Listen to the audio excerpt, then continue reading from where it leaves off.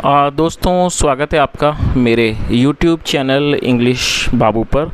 और आज मैं फिर हाजिर हूँ आपके साथ एक नई स्टोरी लेकर। और दोस्तों, आज जो स्टोरी मैं आपके लिए लेकर आया हूँ बहुत ही मज़ेदार अच्छी कहानी है। कहानी सुनने में आपको मज़ा आएगा। उसके अलावा दोस्तों, आज की इस वीडियो में आपको कुछ नए इंग्लिश के वर्ड मीनिंग सीखने को मिलेंगे, उनकी करेक्ट प्रोनाउंसिएशन के बारे में पता चलेगा। और दोस्तों, यदि मैं इस स्टोरी के बारे में बात करूं तो बहुत ही बेसिक लेवल की ग्रामर आपको यहां देखने को मिलेगी।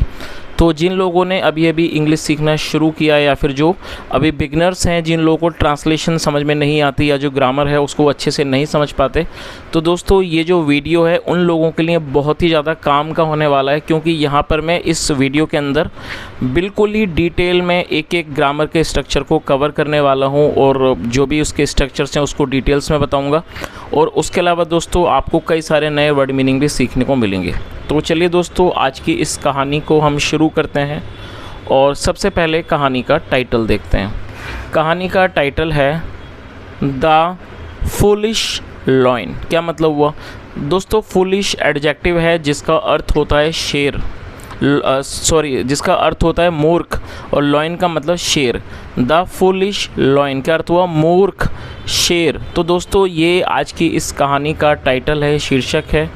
और अब मैं इसे पढ़ना शुरू करता हूँ। आपसे रिक्वेस्ट है, आप इस कहानी को बिल्कुल ध्यान से सुनें और कोशिश करें कि आप एक एक वर्ड की मीनिंग को ज़रूर नोट करें और जो भी स्ट्रक्चर्स मैं आपको बताऊं।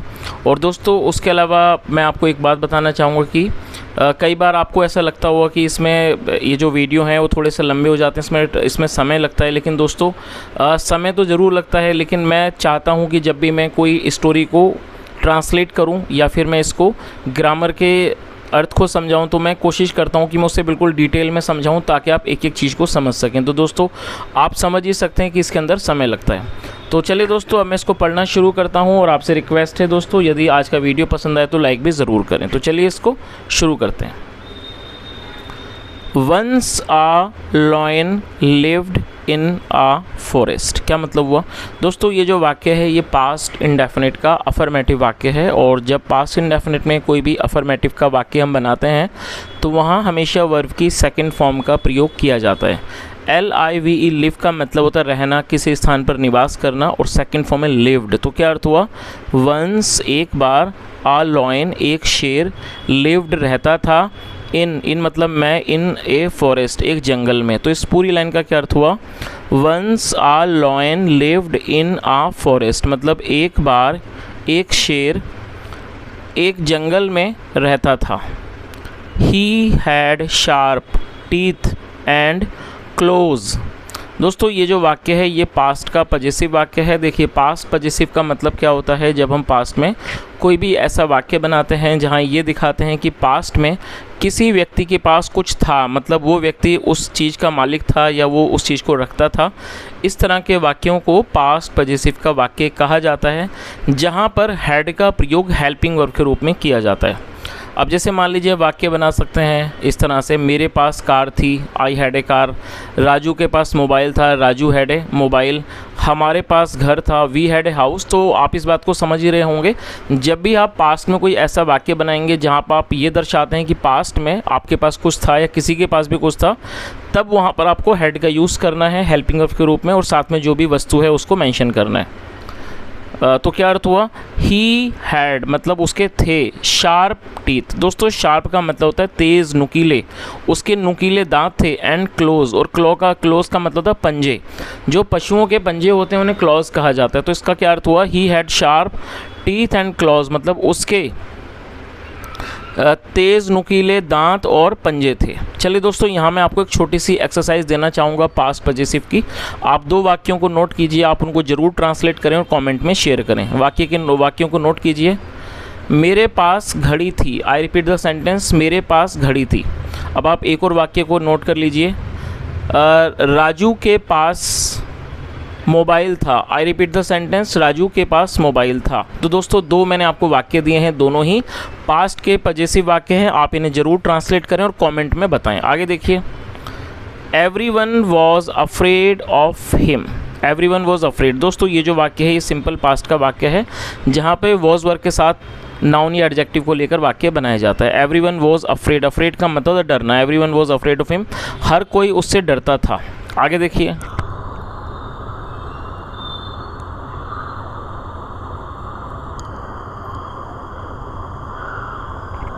A woodcutter lived with his daughter Geeta in a small hut by the edge of the forest। क्या मतलब हुआ?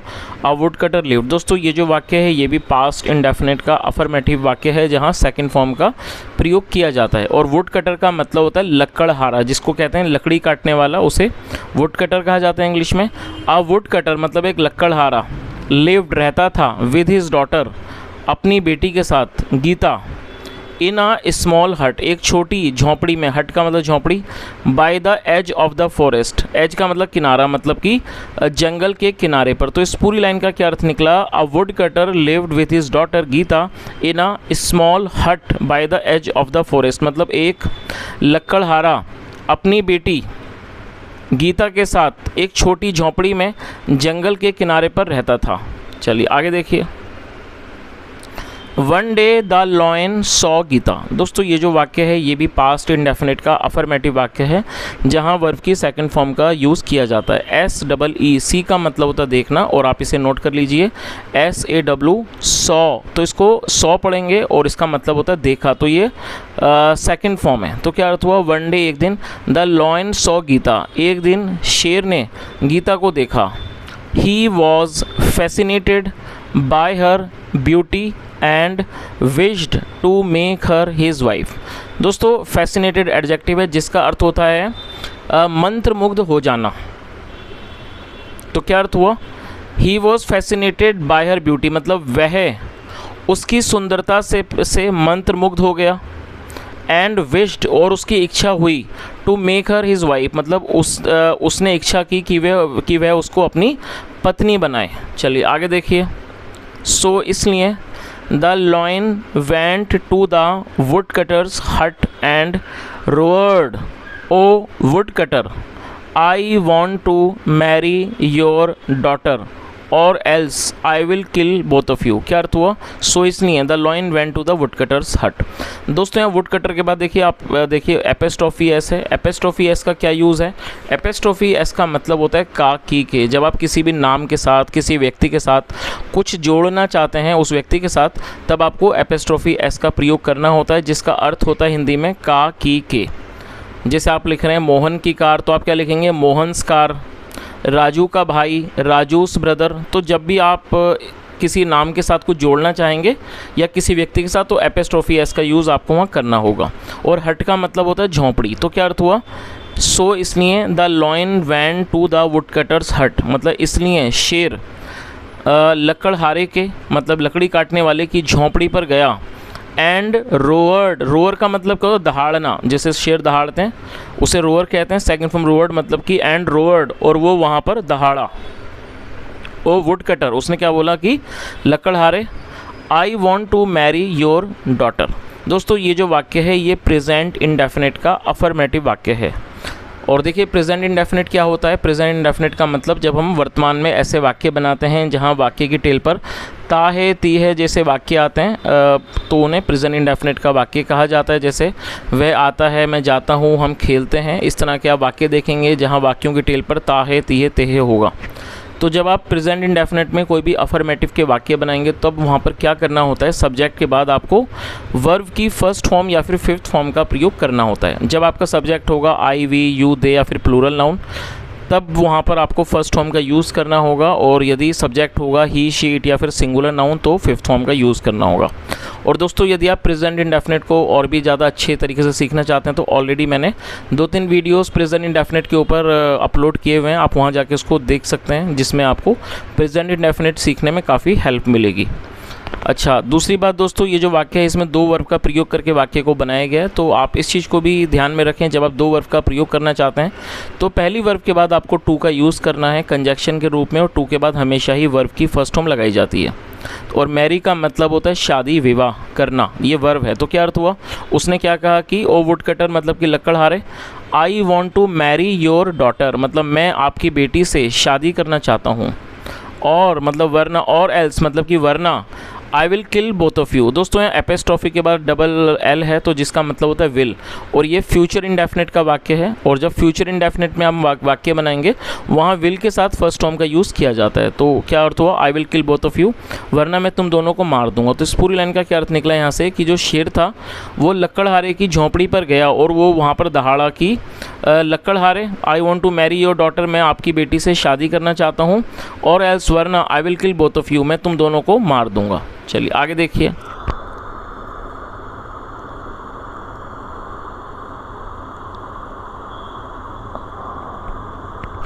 The wood cutter made a plan in his mind and said I have to ask my daughter. क्या अर्थ हुआ, the wood cutter made a plan. दोस्तों ये भी past indefinite का ही अफर्मेटिव वाक्य है, और ज़्यादातर आप देखेंगे जो स्टोरीज़ होती हैं उसमें पास्ट का ही यूज़ ज़्यादा होता है क्योंकि वो पास्ट से रिलेटेड होती हैं।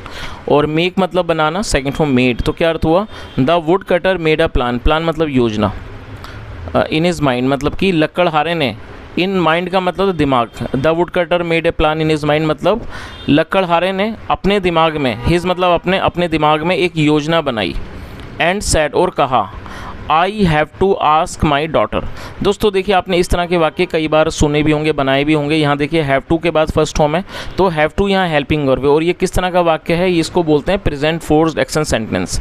जब हम वर्तमान में कोई ऐसा वाक्य बनाते हैं जहाँ किसी आवश्यक काम को दर्शाना चाहते हैं कि वो काम होना बहुत ज़्यादा आवश्यक है, तो वहाँ हैव टू का यूज़ किया जाता है, और साथ में हैज़ टू या फिर हैव टू का यूज़ होता है वहाँ हेल्पिंग वर्ब के रूप में, साथ में फर्स्ट फॉर्म लगाई जाती है। तो उसने क्या कहा, I have to ask my daughter, मुझे अपनी बेटी से पूछना होगा। He went into the hut, into मतलब अंदर, ही वेंट इनटू द हट मतलब वह झोंपड़ी के अंदर गया, and came back, come back मतलब वापस आना, सेकंड फॉर्म केम बैक, और वापस आया इन अ फ्यू मिनट्स, कुछ मिनटों में। तो इस पूरी लाइन का क्या अर्थ हुआ, उसने उसको बोला कि भाई मुझे अपनी बेटी से पूछना होगा। ही वेंट इनटू द हट, वह झोंपड़ी में चला गया, and came back in a few minutes, और कुछ मिनटों में वापस आया। आगे देखिए।